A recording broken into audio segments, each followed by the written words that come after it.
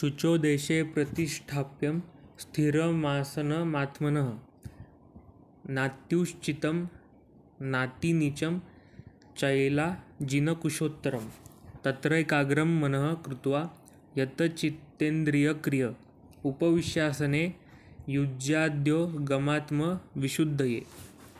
योगाभ्यासासाठी मनुष्याने एकांतस्थळी जाऊन भूमीवर कुशासन अंथरावे आणि ते मृगचर्म व मृदू वस्त्राने आच्छादित करावे.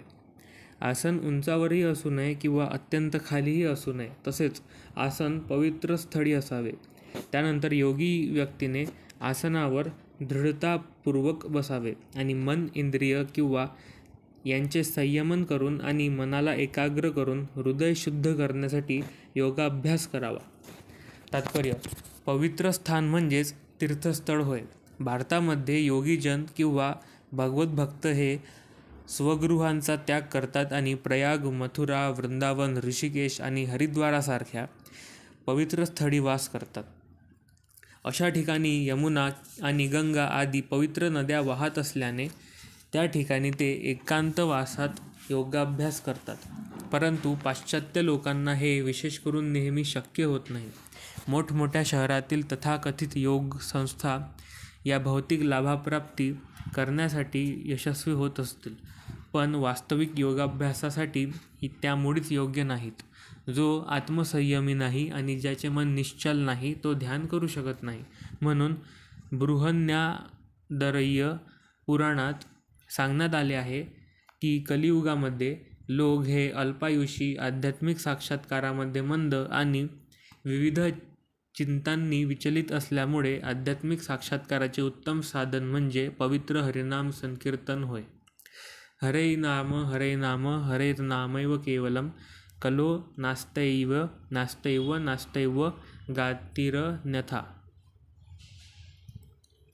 कलह आणि दंभयुक्त या युगामध्ये मुक्तीचे एकमात्र साधन म्हणजे पवित्र हरिनामाचे कीर्तन होय. अन्य कोणतीही गती नाही. अन्य कोणतीही गती नाही. अन्य कोणतीही गती नाही. समं काय शिरोग्रीवं धारयन्यं चलं स्थिर संप्रेक्ष्य नासिकाग्रं स्वं दिशश्चानवलोकयन् प्रशांतात्मा विगतभि ब्रह्मचारिव्रते स्थित मनः संयमच्चित्तो युक्त आसीत मत्पर. मनुष्याने आपले शरीर, मान आणि मस्तक उभ्या सरळ रेषेत धरावे आणि नासिकाग्राकडे स्थिर दृष्टीने पाहावे.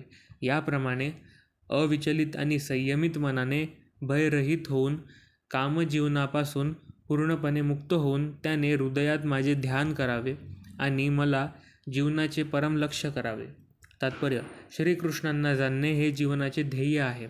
श्रीकृष्ण हे प्रत्येक जीवाच्या हृदयात चतुर्भुज विश्वरूप परमात्मा रूपामध्ये स्थित आहेत. योगाभ्यास हा या अंतर्यामी विश्वरूपाचा शोध घेण्यासाठी केला जातो. वास्तविकरित्या योगाभ्यासाचा इतर कोणताही हेतू नाही. अंतर्यामी विष्णुमूर्ती म्हणजेच मनुष्याच्या हृदयात वास करणारे श्रीकृष्णांचे वास्तविक रूप आहे. या विष्णुमूर्तीचा साक्षात्कार करणे हा ज्यांचा उद्देश नाही तो विनाकारण नकली योगाभ्यासामध्ये गुंतलेला आहे आणि त्याचा योगाभ्यास म्हणजे निश्चितपणे वेळेचा अपव्ययच आहे. श्रीकृष्ण हेच जीवनाचे अंतिम ध्येय आहेत आणि मनुष्याच्या हृदयात स्थित असलेली विष्णुमूर्ती ही योगाभ्यासाचे उद्दिष्ट आहे. या हृदयस्थित विष्णुमूर्तीचा साक्षात्कार करण्यासाठी मनुष्याने कामजीवनाचा परिपूर्णपणे त्याग केला पाहिजे आणि त्यासाठीच त्याने गृहत्याग केला पाहिजे व एकांतस्थळी वर सांगितल्याप्रमाणे आसनस्थ होऊन एकटे राहिले पाहिजे. घरामध्ये किंवा इतरत्र नेहमी मैथुन करून आणि तथाकथित योग वर्गास उपस्थित राहून कोणीही योगी होऊ शकत नाही. मनुष्याने मन संयमित करण्याचा आणि सर्व प्रकारची इंद्रिय तृप्ती टाळण्याचा, ज्यामध्ये मैथुन जीवन प्रमुख आहे, अभ्यास करणे आवश्यक आहे. महान ऋषी याज्ञवल्क्य यांनी ब्रह्मचर्याच्या नियमांबाबतीत सांगितले आहे की कर्मणा मनसा वाचा सर्वावस्थासु सर्वदा सर्वत्र मथुन त्यागो ब्रह्मचर्य प्रचक्षते. सर्व काळी, सर्व परिस्थितीत व सर्व ठिकाणी कर्म, मन आणि वाचेमधून मैथुन त्याग करण्यास सहाय्य व्हावे, याच ब्रह्मचर्य व्रताचा उद्देश आहे. मैथुन भोग करून कोणीही योगाभ्यासाचा योग्य प्रकारे अभ्यास करू शकत नाही. म्हणून ब्रह्मचर्याचे प्रशिक्षण मनुष्याला बाल्यावस्थेपासूनच, जेव्हा मनुष्याला मैथुन जीवनाचे ज्ञान नसते तेव्हापासूनच देण्यात येते. 5 वर्षे वयाच्या मुलांना गुरुकुल किंवा आध्यात्मिक गुरूच्या आश्रमात पाठविले जाते आणि गुरु त्या लहान मुलांना ब्रह्मचर्यात राहण्याची कडक शिस्त लावतात. अशा प्रशिक्षणाशिवाय कोणीही कोणत्याही प्रकारच्या योगामध्ये प्रगती करू शकत नाही. मग तो ध्यान, ज्ञान किंवा भक्ती योग असो, तथापि तो मनुष्य केवळ आपल्या पत्नीशी शारीरिक संबंध ठेवून गृहस्थ जीवनाच्या नियमांचे पालन करत असो. या मनुष्याला सुद्धा ब्रह्मचारी म्हटले जाते. अशा संयमित गृहस्थांच्या भक्तिपथांमध्ये स्वीकार करता येतो. परंतु ज्ञान आणि ध्यान पथांमध्ये गृहस्थ ब्रह्मचारीला प्रवेशही दिला जात नाही. त्यांना कोणत्याही तडजोडीशिवाय संपूर्ण ब्रह्मचर्य व्रत अनिवार्य असते. भक्ती संप्रदायामध्ये गृहस्थ ब्रह्मचारीला संयमित मैथुन भोग करण्याची अनुमती असते, कारण भक्ती योग इतका प्रभावी आहे की दिव्य भगवत सेवेत युक्त झाल्यामुळे आपोआपच मैथुन भोगाच्या आकर्षणापासून मनुष्य मुक्त होतो. भगवत भक्तीमध्ये सांगण्यात आले आहे की विषया विनिवर्तन्ते निराहारस्य देहिन रसवर्जम रसोप्यस्य परम दृष्ट्वा निवर्तते. इतरांना स्वतःहून इंद्रियतृप्तीपासून विरक्त होण्यास बाध्य व्हावे लागते, परंतु भगवत भक्ताला उच्च प्रतीचा रस प्राप्त झाल्यामुळे तो इंद्रियतृप्तीपासून आपोआपच विरक्त होतो. भक्ताव्यतिरिक्त इतर कोणालाही या उच्च रसाचे ज्ञान नसते. विगत विही. जोपर्यंत मनुष्य पूर्णपणे कृष्ण भावनाभावित होत नाही तोपर्यंत तो निर्भय होऊ शकत नाही. विकृत स्मृतीमुळे जीव भयभीत असतो आणि विकृत स्मृती म्हणजेच श्रीकृष्णांशी असणाऱ्या शाश्वत संबंधाचे विस्मरण होय. श्रीमद भागवतात सांगते की भयम द्वितीयाभिनिवेशत स्याद्य ईषादपेतस्य विपर्ययो स्मृती. निर्भय होण्यासाठी कृष्ण भावना हाच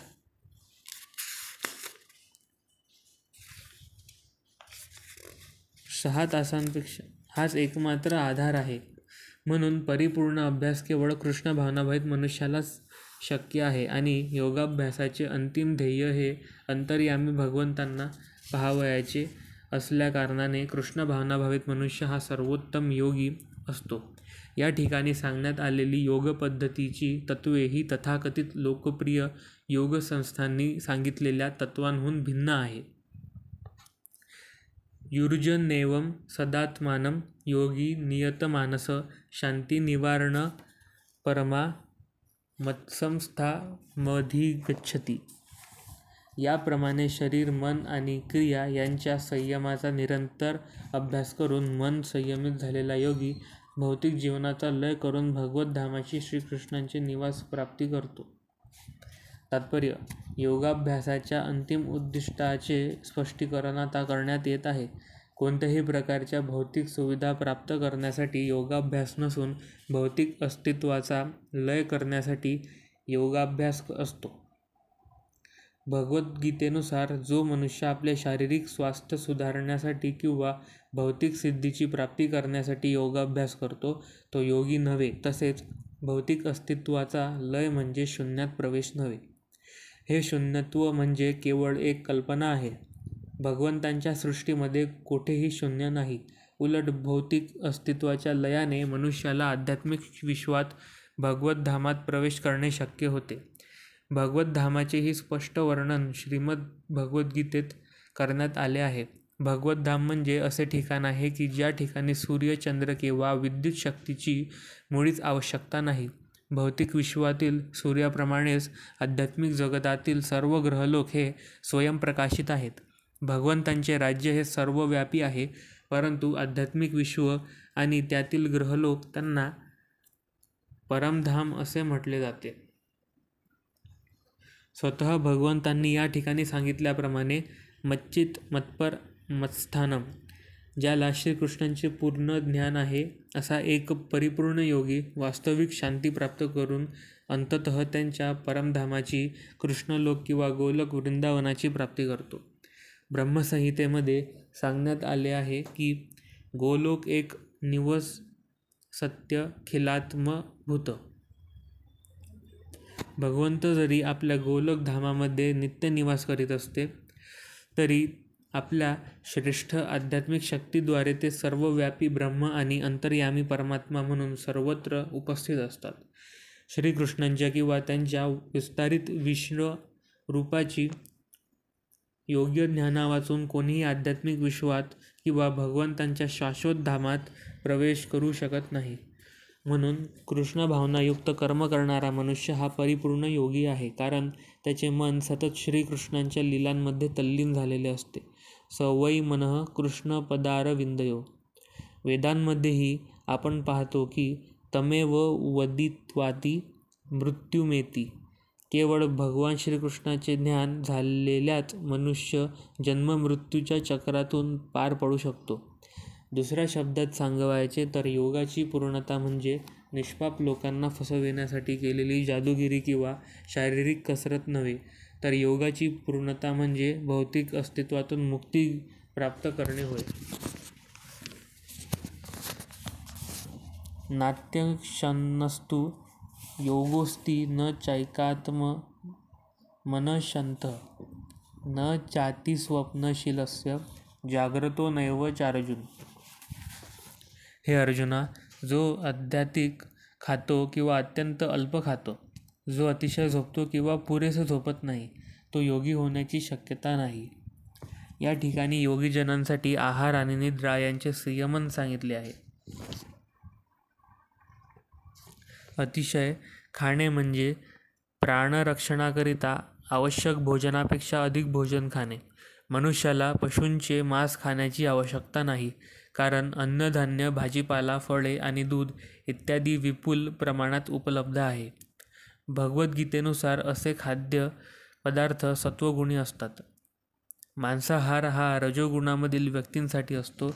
म्हणून जे लोक मांसाहार, मद्यपान, धूम्रपान करतात, श्रीकृष्णांना प्रथम न अर्पलेले अन्न खातात, त्यांना केवळ दूषित पदार्थ खाल्ल्यामुळे पापकर्माची फळे भोगावी लागतात. भुज्यते ते त्वघम पापा ये पंचात्म कारणात. जो कोणी इंद्रिय तृप्तीकरिता खातो, स्वतःसाठी अन्न शिजवतो आणि आपले अन्न श्रीकृष्णांना अर्पण करीत नाही, तो केवळ पापच खात असतो.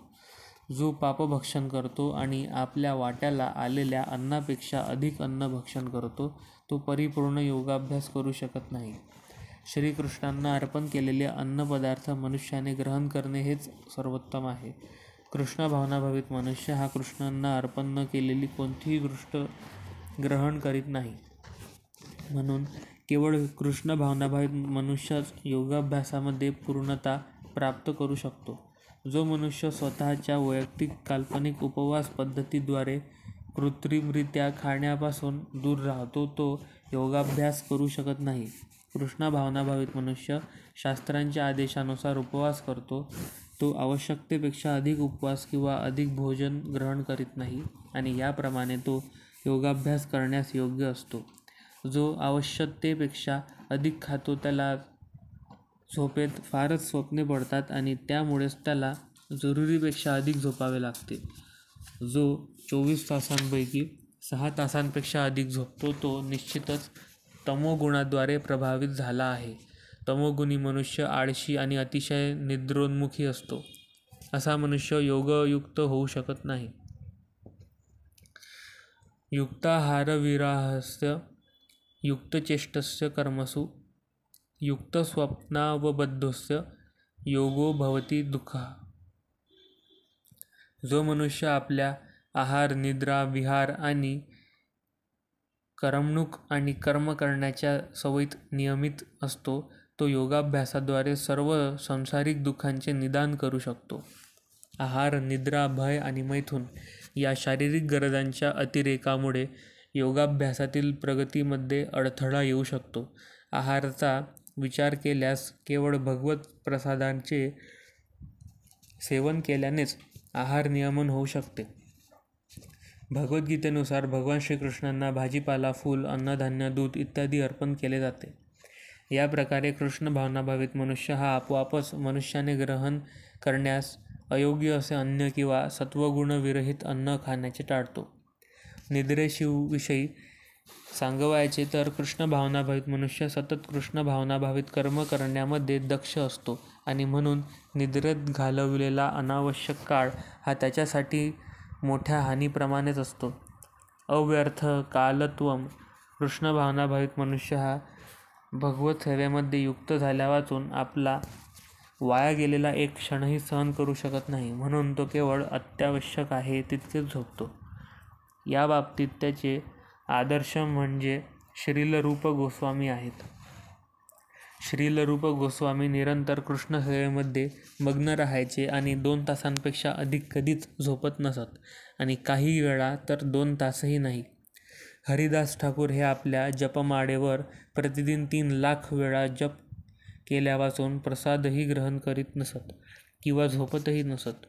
कर्माचा विचार केल्यास कृष्ण भावनाभावित मनुष्य हा श्रीकृष्णांशी असंबंधित असे कोणतेही कार्य करीत नाही, म्हणून त्याचे कर्म हे कधीच इंद्रिय तृप्तीमुळे कलुषित होत नाही. इंद्रिय तृप्तीचा प्रश्नच उद्भवत नसल्यामुळे कृष्ण भावनाभावित मनुष्याला फावला वेळ कधीच असत नाही. तो आपले कर्म, वाणी, निद्रा, जागृती आणि इतर सर्व शारीरिक कार्यांमध्ये नियमित असल्याने त्याला कोणतेही भौतिक दुःख नसते. यदा विनियतम चित्तमात्मने वावतिष्ठते निस्पृह सर्वकामेभ्यो युक्त इत्युच्यते तदा.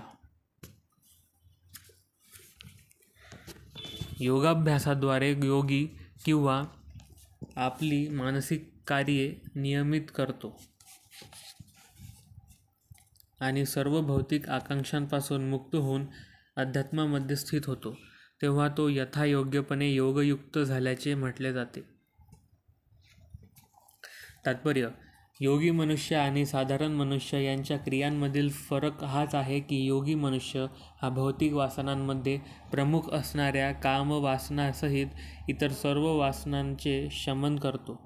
परिपूर्ण योगी आपल्या मानसिक क्रियांमध्ये इतका नियमित असतो की तो कोणत्याही भौतिक कामनेने विचलित होत नाही. श्रीमद भागवतात सांगितल्याप्रमाणे या पूर्णावस्थेची प्राप्ती कृष्ण भावनाभावित मनुष्याला आपोआपच होते. अंबरीश महाराज यांनी सर्वप्रथम आपले मन भगवान श्रीकृष्णांच्या चरणकमलांवर केंद्रित केले आणि त्यानंतर क्रमशः त्यांनी आपली वाचा भगवंतांच्या दिव्य गुणांचे वर्णन करण्यामध्ये युक्त केली. आपले हात भगवंतांच्या मंदिराचे मार्जन करण्यामध्ये युक्त केले. आपले कान भगवत कथांच्या श्रवणामध्ये, आपले नेत्र भगवंतांचे दिव्य रूप पाहण्यामध्ये, आपले शरीर भगवंतांच्या शरीरास स्पर्श करण्यामध्ये, आपली नासिका भगवंतांना अर्पण केलेल्या कमळ फुलांचा सुवास घेण्यामध्ये, आपली जिव्हा भगवंतांच्या चरण कमलांवर अर्पण केलेल्या तुळशीपत्रांचे रसास्वादन करण्यामध्ये, आपले पाय तीर्थक्षेत्रांना आणि भगवंतांच्या मंदिराला जाण्यामध्ये, आपले मस्तक भगवंतांना अभिवंदन करण्यामध्ये आणि आपली इच्छा भगवंतांची इच्छापूर्ती करण्यामध्ये संलग्न केली. या सर्व दिव्य क्रिया शुद्ध भगवत भक्तासाठी योग्यच आहेत. निर्विशेषवादी अनुयायांसाठी या दिव्य अवस्थेचे वर्णन करता येणे शक्य नाही. परंतु महाराज अंबरीश यांच्या क्रियांच्या उपर्युक्त वर्णनामुळे दिसून येते की कृष्ण भावनाभावित मनुष्यासाठी ही अवस्था अत्यंत व्यवहार्य आणि सहज सुलभ असते. जोपर्यंत भगवंतांच्या स्मरणाद्वारे मन भगवंतांच्या चरणकमलांवर स्थित केले जात नाही, तोपर्यंत अशा दिव्य क्रियांमध्ये युक्त होणे अशक्य असते. म्हणून भगवत भक्तीमध्ये या विहित क्रियांना अर्चन किंवा भगवत सेवेमध्ये सर्व इंद्रियांना युक्त करणे असे म्हणतात. इंद्रिये आणि मनाला कार्यरत ठेवणे आवश्यक असते, केवळ निग्रह करणे व्यवहार्य नाही. म्हणून सर्वसामान्य लोकांना आणि विशेष करून जे संन्यासाश्रमी नाहीत त्यांच्यासाठी वर सांगितल्याप्रमाणे इंद्रियांना आणि मनाला दिव्य क्रियांमध्ये मग्न करणे ही दिव्यत्वाच्या प्राप्तीसाठी परिपूर्ण विधी आहे. या विधीलाच भगवद्गीतेमध्ये युक्त म्हणण्यात आले आहे. यथा दीपो निवातस्थो नेट्टे सोपमा स्मृता योगिनो यतचित्तस्य युजतो योगमात्मन. जेथे वाऱ्याचे संचलन नाही त्या ठिकाणी ज्याप्रमाणे दीप संथपणे तेवत राहतो, त्याप्रमाणे संयमित मनाचा योगी आत्मतत्वावरील आपल्या ध्यानामध्ये सदैव स्थिर असतो. तात्पर्य: आपल्या आराध्य भगवंतावरील अविचलित निरंतर ध्यानामध्ये अध्यात्मामध्ये तल्लीन झालेला वास्तविक कृष्ण भावनाभावित भक्त हा वायुरहित स्थळी असलेल्या दिव्याप्रमाणे स्थिर असतो.